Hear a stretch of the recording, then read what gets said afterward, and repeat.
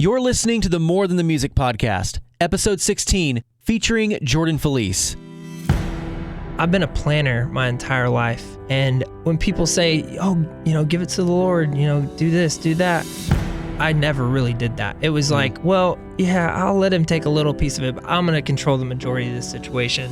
That trip just rocked me to my core because 2 weeks before we were going to move, I had booked shows that were going to pay for our move, and they all got canceled.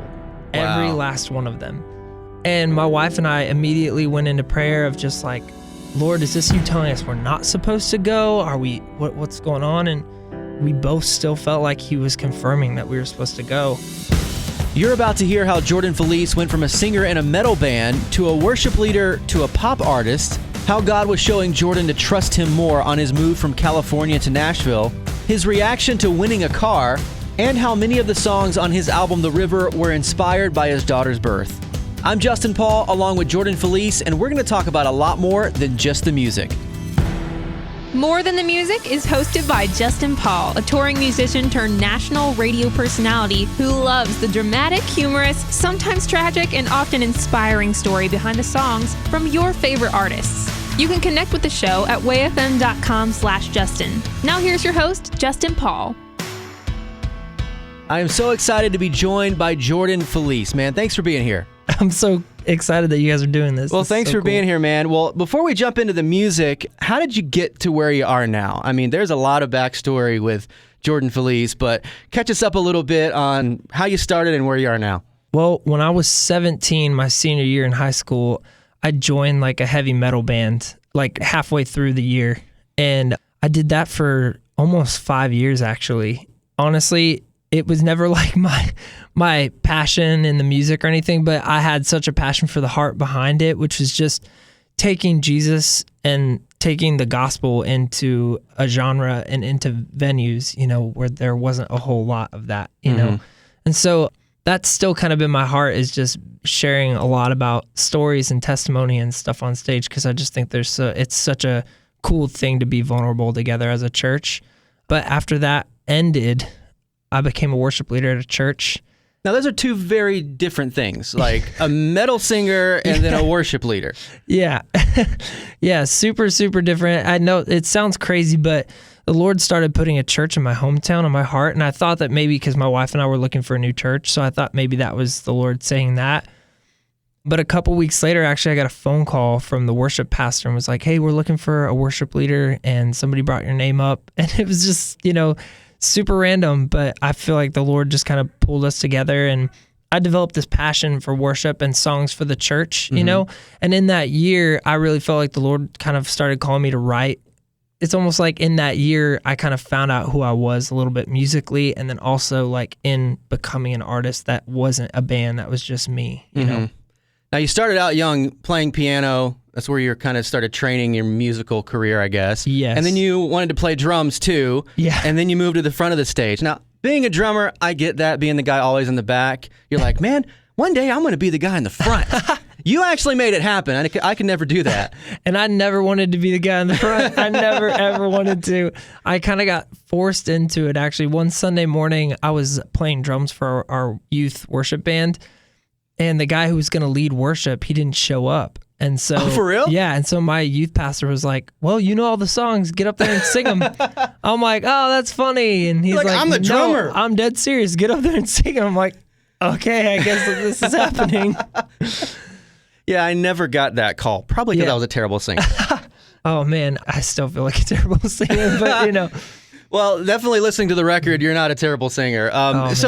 Okay, I'm still trying to get this right. Metal singer, worship band, but now you're singing like pop R&B stuff. I'm guessing now you feel like the real Jordan Feliz is shining through, right? Yes, yeah. I mean, it's funny because that's kind of what I grew up listening to. Like, I grew up listening to like the Commodores and to Tower of Power and Earth, Wind & Fire and Al Green and like Sam Cooke. I just kind of grew up listening to that.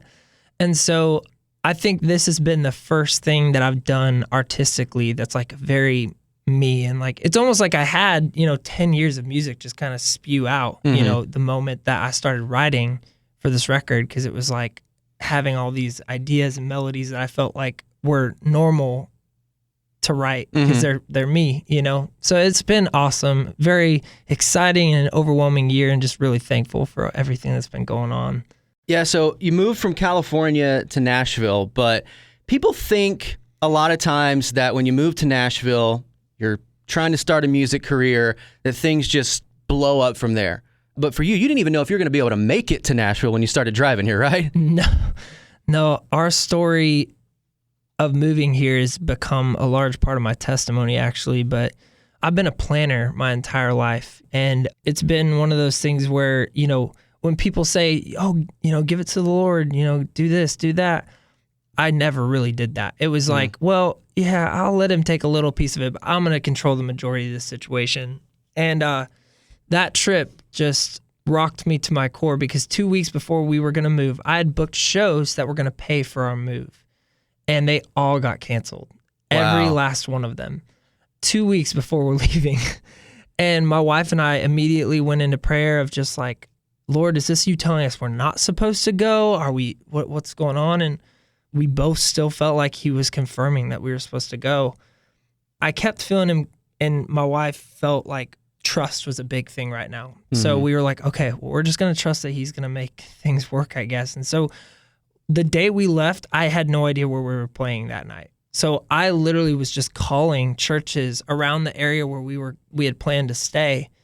And I kid you not, it's like we got to the church and I played, and then we made just enough to get to the next place, and just enough to get to the next place. And I mean, it was like all of a sudden our needs were being met. And this is all based on calling and just saying, Lord, do what you got to do. And we ended up getting to Oklahoma City, and we were completely out of money. And we thought, you know, maybe this is the time when we just basically put gas on a credit card and go back home. And I called a friend, and he said, hey, I've got a friend who has a church in a barn. And I was like, okay, we're going to make a lot of money tonight. Let's do this. And I called, and the guy was like, oh, that church doesn't exist anymore. But I have another friend who his church meets in a barn. So let me call him and see if he needs What are the odds? I know, right? I'm like, 2 barn churches. This is awesome. And so I get a phone call from a guy. His name's Tony.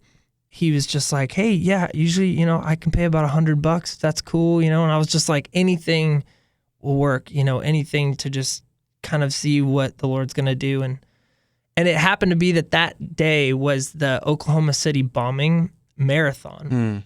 And so the entire church was basically participating in that.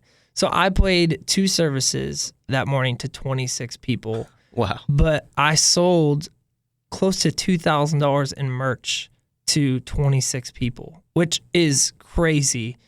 And I'll never forget, there was a couple people, one guy wrote me a check for $300, and he just said, when you were playing, the Lord told me that you needed this.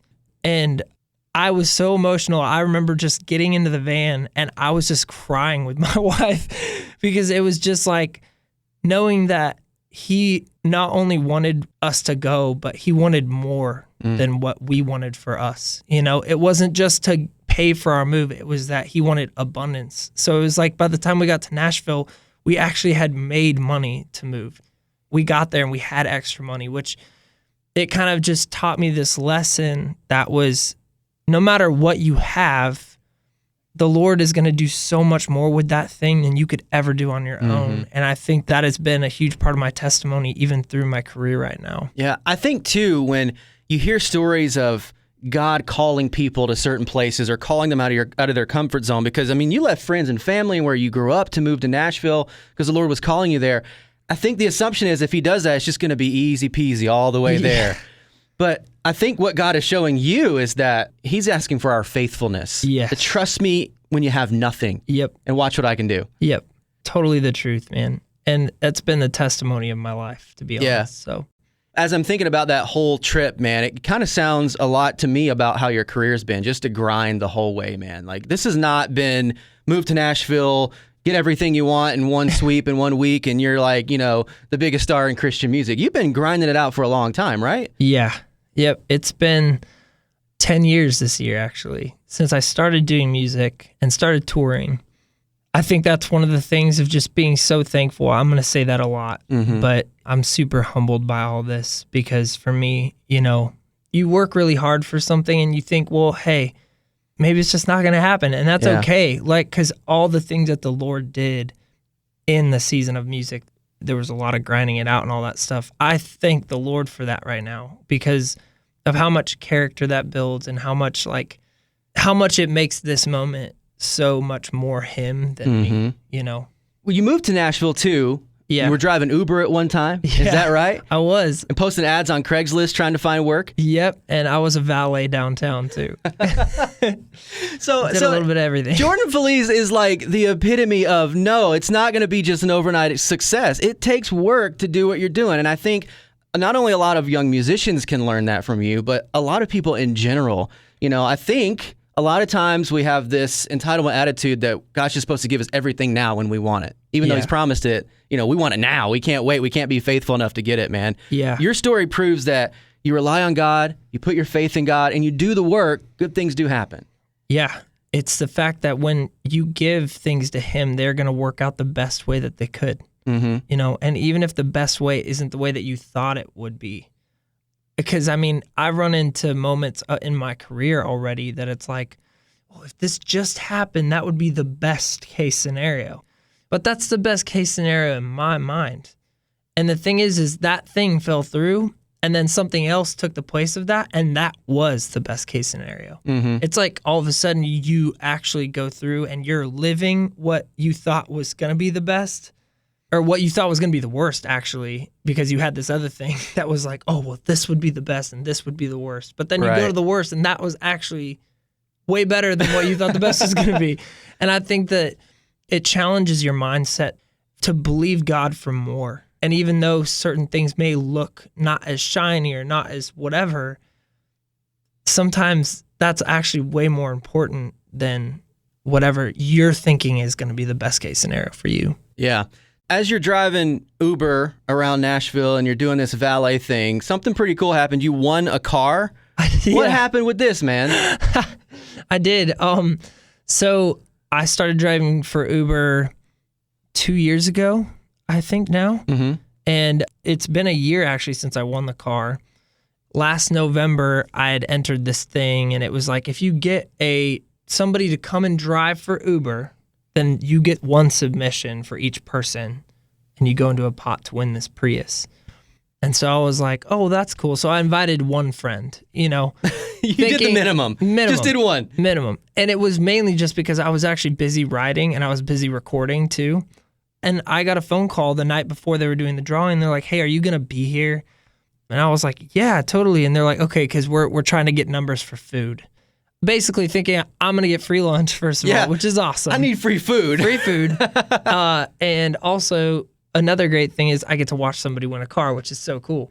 And so I go, and there was a guy that was there that he had gotten over like 40 submissions in. And everybody was like, that guy's so going to win. Because, I mean, it's like by sheer numbers. I mean, that dude is like, he's in. The odds were in his favor. Oh, yeah. And so we hung around it was like an hour, actually. We were at this place just waiting around and eating. And so finally they're like, okay, well, it's time. Let's go outside and we'll do the drawing. And some guy brought out this card and he pulls it out and it's just like, Jordan Feliz, you just won a Prius. And I was like just shocked. And it was actually just another thing of favor, man, because my wife and I were sharing a car and we were just about to have our baby. And it's like I was writing and I was doing all these things to prep for my record. And there was no way that we were going to be able to roll with our baby and have one car. And just another way that the Lord just provided in like abundance in our life, you know. And it's just been such a crazy year, man. It's so amazing and so thankful. Yeah. There it is again. But just that's really what it is. Well, man. God is faithful, man. Now, when you won the car, did you have one of those like movie-like moments where you almost passed out, or was it? What was your reaction like? What is the Jordan Feliz win a car reaction? I think I teared up a little bit. They have a video of it actually, which is funny. But I kind of teared up a little bit, and I was kind of in shock for the first couple minutes, and I didn't really believe that it was happening. You thought somebody might be pulling a prank on you, maybe? And then I ended up calling my wife, and she was at work, so she didn't answer. And I was like, I just want a car. I don't know what's going on. Right after I got the car, I drove straight to my wife's work, and she was right in the middle of a client, and I was like, I just want a brand new car. And she just started like yelling and was like, what are you serious? I'm like, yes, I don't know how this happened, but man, it was awesome. Your wife is a hair and makeup artist, is that right? Yes, yeah. Did she gab that person's hair up that day? Yeah, she just chopped it off and said, all right, see ya. Like, hey, you just have to deal with like half your head being cut short and the other half long. I just want a car. Man, she's awesome. She's so good at what she does, and she's had a lot of fun. She's done a couple movies and a couple like commercial things. And any famous people have sat in the chair with her? Yeah, definitely. She works at a really cool like salon in Nashville, and like Faith Hill comes in to get her hair done, and she doesn't go to Jamie, but a lot of those kind of, a lot of country, some pop artists. But in Christian music, she's been able to do a couple people's hair. Like she worked with Joel from For King Country. All right. She was his hairstylist for a movie that he did, and so Joel has great hair. He does. He's got some great hair, man. Yeah. He's got the hair game strong. And that's all credited to your wife, man. Well, not on the daily basis. Well, you got to have style, though. In the movie, she did, yes. Okay. All right. Yeah. She's had a lot of fun doing what she does. So yeah. The story of how you met your wife and how you fell in love is also very interesting. You guys met on summer vacation, is this right? Like, this is a summer love story, man. Yes. What perfect timing to have you in the studio to talk about summer love. You were young, too, like 14, 15 years old. Yeah, we're coming up on 12 years of being together. That's insane, man. Yeah.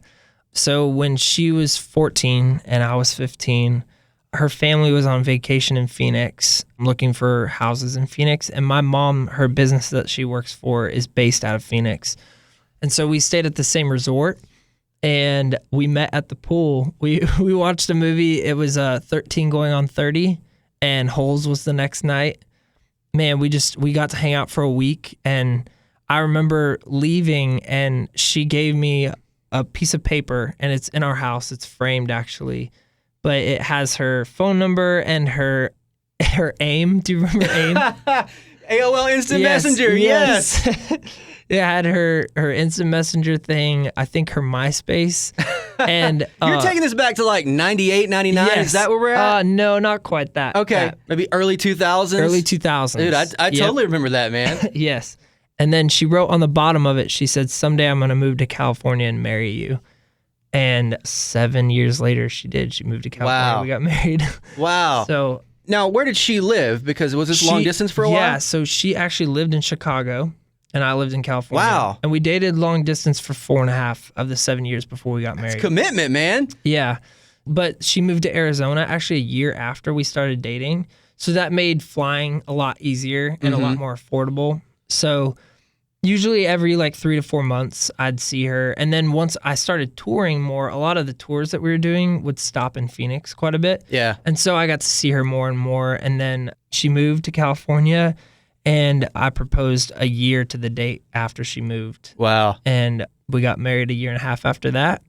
And we've been married for 5 years in November. So wow. I mean, that sounds a lot like my wife and my story, because we met in high school. She was 16. I was 17. Yep. I was like, who's that pretty girl over there at that lunch table? Yes. And I actually mentioned it to a friend of mine. He had a class with her, and like that was it. Like beyond that point, I was too scared to pursue. I was just like, hey, that girl's pretty. What's her name? So my friend found out her name, and I didn't do anything.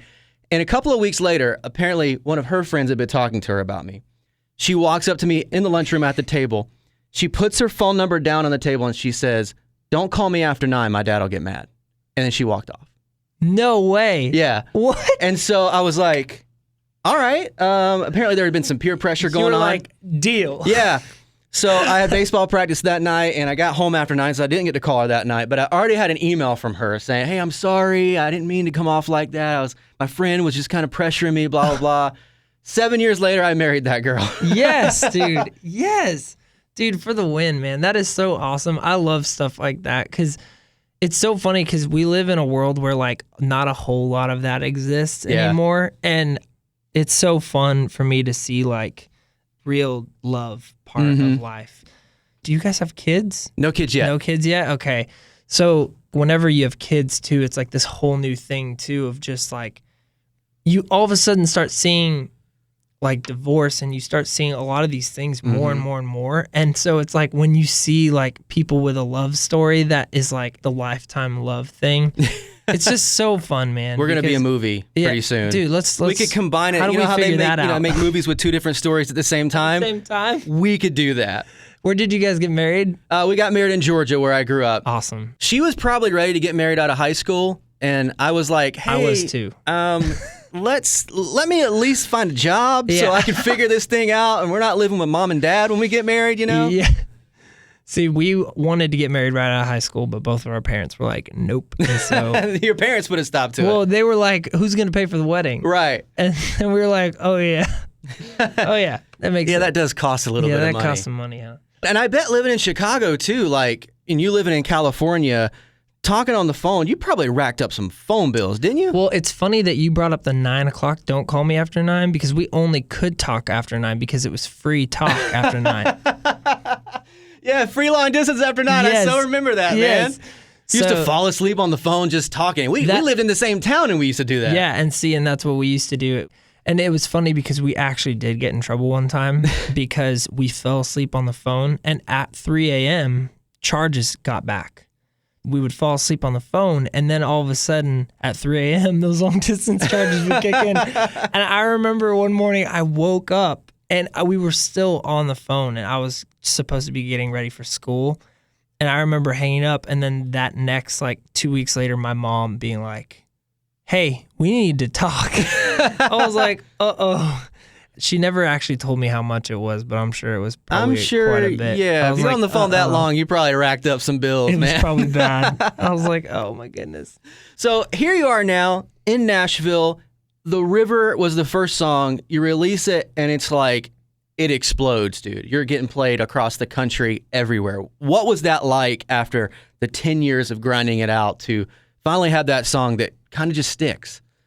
There aren't really a whole lot of words. I think my word for the year and for my career thus far has just been overwhelmed. Seeing the Lord use a song that I was so passionate about, but also so scared about too. Like, the day I wrote the song, I loved it so much. And usually as an artist, when you love something, a lot of people don't like it. You know what I mean? You're like, oh, I love this song. And then everybody else hates it. And you're like, okay, that's fine. But I loved it because it was just a part of my story, you know? It feels like an honor is really how it feels. Because I feel honored that the Lord has been able to use it in people's lives, just like the testimony behind the song was used in my life. So it's been awesome. That is kind of interesting how a lot of times in the music industry, a song that you're so passionate about, you end up taking it up to the top of the chain with a record label or whoever, and they go, yeah, not quite what we're looking for. We need this. But that was not the case here. Like, no, this was one of your favorites. It just blew up. Yeah. Yeah. And it's kind of funny because the new single, Never Too Far Gone, is the same way. And it's kind of funny how a lot of the singles that are being released right now are really close to my heart, you know? And that's like exciting, but it's also a little scary too, because you hope people are going to like it and hope people are going to connect to it. But I think in that insecurity, in our weakness, he is strong, right? Yeah. And so I think that that's been something I've been learning, is not only the trust, but just that you find that in your insecurity and in the stuff that you don't find strength in, that he is able to shine his strength on you. You know? Has much changed for you as an artist since this song has come out? I mean, we talked about the grind and the hardships of the previous 10 years, and then boom, it's like the River's on the scene. Has much changed for you as an artist since that happened? Everything has changed. Yeah, I've been using this analogy that I feel like I jumped on a train that's going 1,000 miles per hour that I built, but I don't know how to drive it yet. Yeah. So I feel like we're learning, you know? I feel like me and my team, we're all learning how to drive it to the most efficient way, and also like the way that the Lord is calling us to, you know? And it's been crazy. It's been amazing. You know, I think one of the funnest things for me is after the show, getting to hang out with people. Yeah. I just love that. I feel like my heart for people is one of the reasons why I love what I do so much, is because I just love hanging and I love loving on people and being able to like just hear stories and meet people. I just love that so much. And so that has been one of the most fun things, is hearing what a song has done for people, you know? And it's like some people, they're dancing to it. Some people, it saved their life, you know? Some people, it saved their marriage. I mean, it's crazy to think about what the Lord can do with something after you've done your best with it, you know? And you're like, well, here you go. Like, maybe people like it, maybe they won't. And that, honestly, for me, that's been the payoff, is just hearing what people say. And they're always telling me, they're like, what you did and what, I'm like, man, no, it's not what I did. Because, I mean, I sat in a room and, I helped write a song that I really enjoyed and that was true to who I am and to my story. But the most humbling part is being able to say, look at what the Lord did after we were a part of that, that small part of it. It is so humbling when God uses you in a way that you didn't expect. Yeah. I mean, whether you're an artist or whether you're, whatever your profession is, man, God, I'm not even worthy for you to use me in this way. You know, it's such a humbling thing. Yeah. We're going down to the river, down to the river, down to the river to pray. Let's get washed by the water, and rise up in amazing grace. Let's go down, down, down to the river. You will leave change. Let's go down, down, down to the river. Never the same. Let's go down.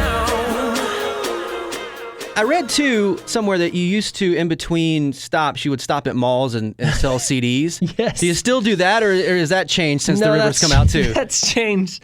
That's changed. But yes, actually, two of my guys, one of my road manager actually used to be in my band that I was in. And another guy who is my guitar player, he used to be in a band in my hometown too.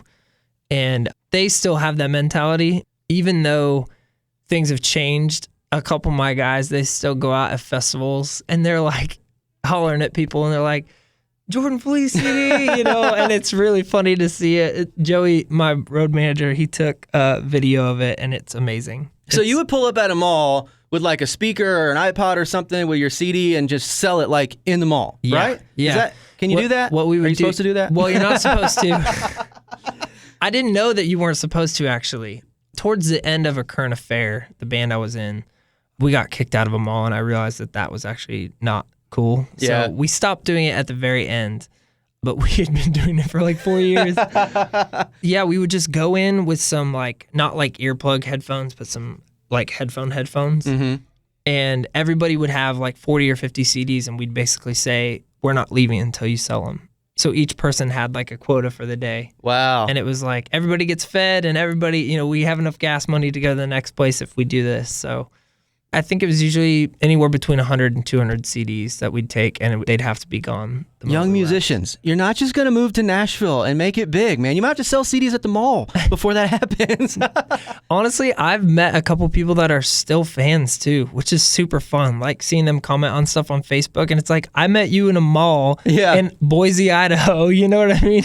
And they bought a Current Affair EP, 9 years ago, which is awesome. Another song that's huge for you right now is Never Too Far Gone. I know this is one of your favorites too, like you talked about earlier. You're getting to hear your favorite songs from the album on the radio. Still pretty cool. Yeah. This year has been overwhelming in a lot of ways, not only in my career, but also my wife and I, we had a baby almost exactly a year ago, actually. And so in this year of The River, and right after The River came out, we went and we started recording a record. So a lot of the songs kind of have this undertone of like what the Lord has either taught me right before I became a parent or right after I became a parent. And Never Too Far Gone, man, it's so personal for me because it was about a night in the hospital. And the third night that I was a dad, it was like 3 a.m. and my baby girl was like awake and screaming, and I'm trying to like hold her and calm her down and let my wife sleep a little bit. And I remember holding her and saying like this really selfish prayer of just being like, Lord, if you just make her be quiet for just like one more hour, it would be so awesome if I could just get another hour of sleep. And I was rocking her and all of a sudden I heard her just stop. And at first I was like, is this a break from the crying or what is this? But she just stopped. And I remember pulling her down and like holding her and looking at her face, and I had already fallen in love with her, but in that moment, it was like I fell even deeper down the slope. It was like I just like knew that there was nothing that she was ever going to do, scream, whatever, or say to me that was going to make me not love her. And at that moment, I felt like the Lord just kind of spoke that this is how I feel about all of you. I am your father. Mm-hmm. So in that moment, it was just, for me, it was all of a sudden just a flood of emotions of thinking about all the things that I felt I had been carrying around and all these paths that I kept like falling over the same stone, or I keep wandering down the same path and I keep turning my back on my belief, or I keep running away from something but then going right back to it, and realizing that everybody has those. Everybody has this thing or things that they've stumbled down and they have a story. Mm-hmm. And the one thing that stays true though is that there is nothing in your story, there is nothing on the face of this planet that will ever separate you from the love of Jesus, and that you are never too far gone to him. Yeah. So there's a lot of realizations on my record of just like, it's almost like my eyes and my mind and my heart just became open to understanding the love that he feels towards us in a totally new capacity. That's why that song, it's just so special for me. There's no distance too far that I can't reach you. There's no place that's so dark that I can't find you. Anywhere that you are, if you need proof, take a look at these scars. I love you. Doesn't matter, doesn't matter, doesn't matter what you've done. You are never too far gone. It's amazing how having a child changes a lot of perspective for you. I don't have kids yet, but you know, when I hear parents, moms, dads talk about looking at their child and seeing the love of God, seeing his love for us in a whole new way. Yeah. It's overwhelming. And honestly, outside of watching my little girl grow and her smile, and outside of the human things, that is my favorite part of being a parent, is seeing all the lessons that I've learned about myself and about just the way that he views us. It's so beautiful, man. Becoming a parent, it's a lot of work, and there's frustration, and there's all kinds of stuff that could look negative, like being tired and me chugging 2 Red Bulls earlier. You know what I mean? But there is so much more beauty. It's just an amazing thing, man. It really is. Another song you wrote on the album right before your daughter was born was this song, Beloved. Yes. So like your daughter's birth, before and even after, is all intertwined in this record. Yes, yeah. And it's almost like the pre and the post have very specific meanings, because it's a lot that the Lord was showing me in that. And Beloved for me it was a song that was specifically written for my daughter, because I just kept thinking about, she was going to grow up in this world that was going to tell her stuff, like she's not pretty enough, and that she's not going to be skinny enough, and that ultimately, to these skewed standards that this world just has on people, that she's not going to amount to being enough. And I remember just sitting there and saying, no, that is nothing I want her to believe about herself at all. I want her to know that she is loved.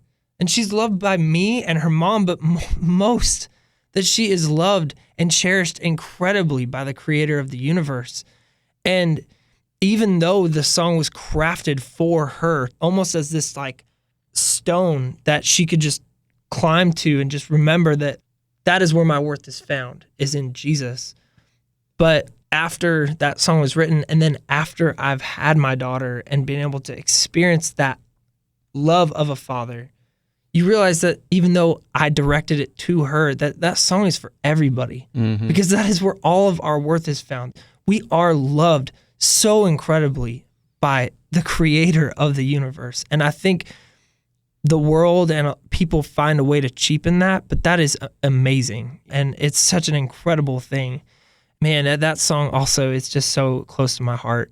I can tell you're passionate about not just the music, but your family, your daughter, and this message too, which you're right, man. The world tells you the complete opposite of what this song is saying. Yeah. And oftentimes the world tells you the complete opposite of what Jesus is saying. You know, Yes. Jesus came and he like flipped everything upside down. Exactly.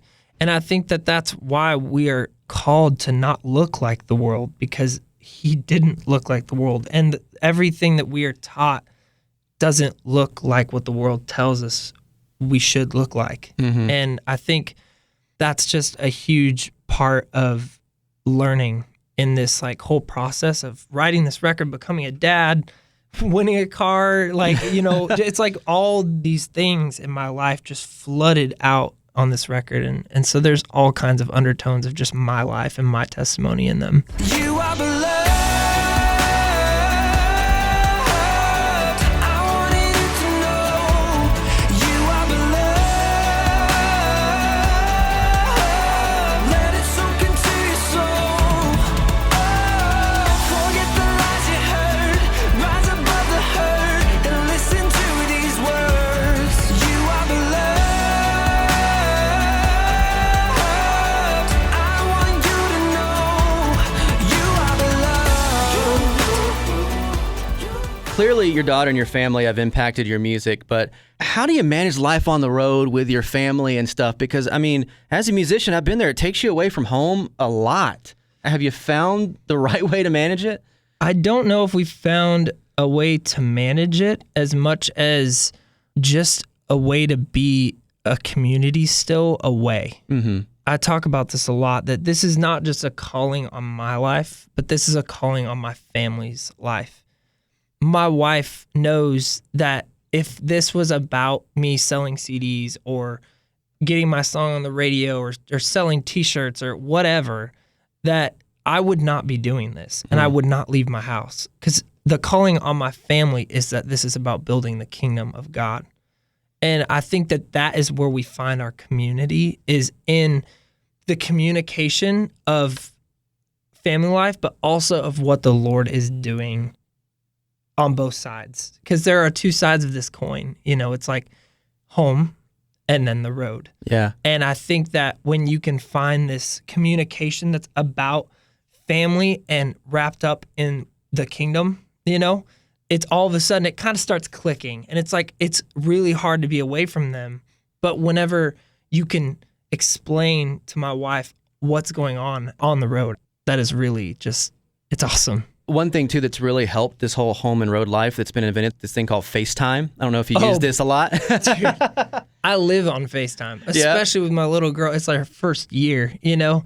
So it's like hearing my wife, she'll send me a text in the morning and be like, she just got another tooth. And I'm like, FaceTime, Let me see. Hey, let me see it. You know, it's just like, so, oh man, FaceTime, it's changed my life. I mean, and it's funny because I've been touring for a long time and pre-FaceTime. And so now having that is just, it's a game changer. Yeah. Dude, I'll tell you what's a game changer really is your hat game, because you got some of the best hats in the business, man. As a hat lover myself, I see Jordan Feliz on Instagram and Twitter and Facebook, and I'm like, where does he find those hats, man? I got to have them. Like, I thought my fedora game was on point. No. Jordan Feliz has got it on lock.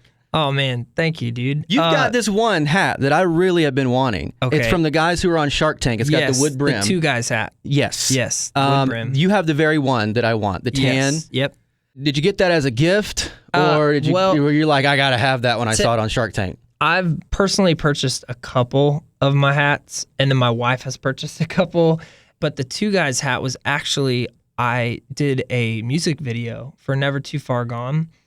And I was looking for like kind of like a hat that was a little different, because I have had a couple like normal fedora looking things, and I wanted something a little more unique. And the stylist, he brought this fedora that had a wood brim on it. And I'm like, man, this is so cool. And he was like, and you can do all these things with it, and you can shove the top down, or you can push it up, and you can do all these things. And I'm just like, and you can keep it? And you can keep it. And so those are expensive hats. That was a blessing.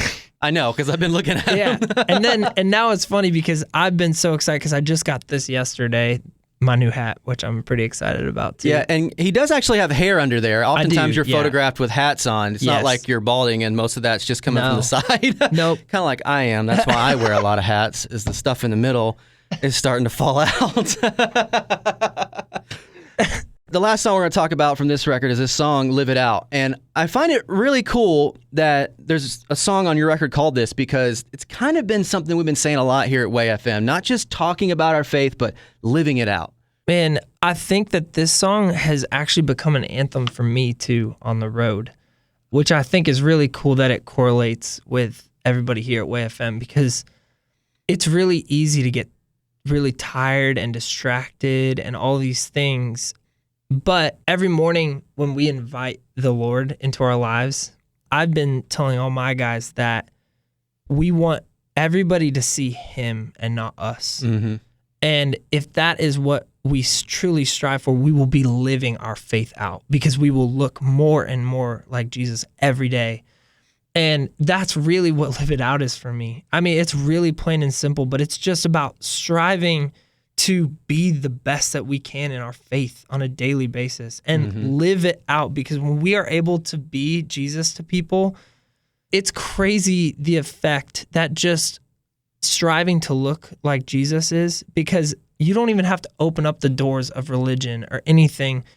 People will just automatically ask you, like, man, you guys are so nice, or you guys are this or that, or you guys, there's something different about your team or whatever. And it's just, it makes it not about you, and it makes it all about him. And that's truly what living it out looks like. This love that I know, I feel it deep in my soul, breaking my bones. I wanna scream it loud. I'm gonna live it out.